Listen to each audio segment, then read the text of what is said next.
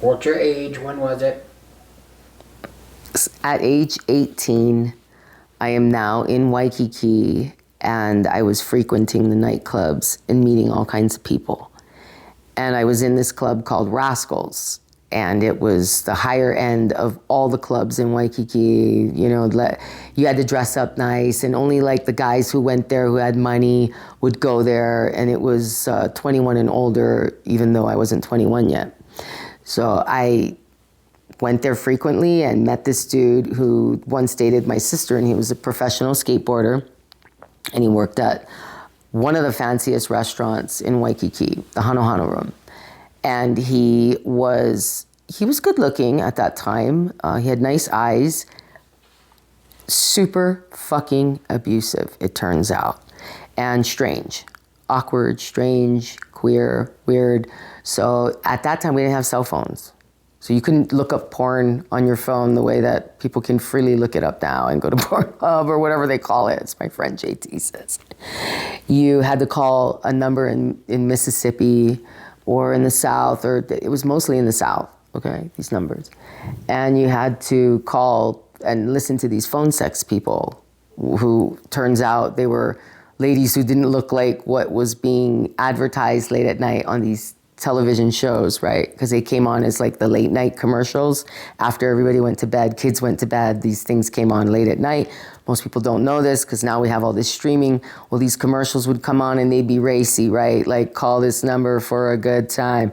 So this guy had this bill that was super high, the phone bill. Okay, and he was upset, we were arguing, and he rips up the bill and crumples it up and tosses it in the trash can with haste, leaves with haste, right, on his bike to go to his Hano Hano Room restaurant job and bring me home the leftover food from other people and whatnot.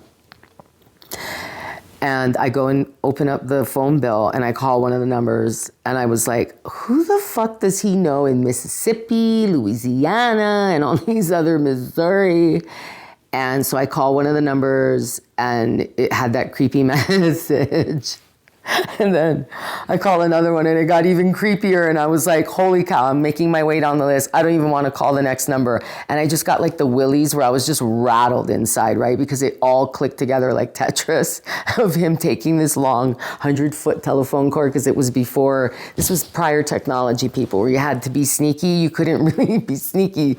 You'd have to be sneaky with the cord and say he said he was calling his cousin. Oh, one time I'm calling my I haven't talked to my mom or whatever. And I'm like, but you're in there for like 52 minutes or whatever, right? Like so long, where there's the shower goes off, the sink's on, like you're hearing all these noises. How many times can you flush the fucking toilet, right? And he comes out and he's in a better mood. And I'm just like he was just calling me a cunt, before that. And then 62 minutes later, he comes out and he's like this different man who feels all energized because he was calling all these people in Mississippi, right? Bringing me home old French onion soup or, all this stuff, cherries flambé and mangoes flambé, cherries jubilee, mangoes flambé, impressing me like that.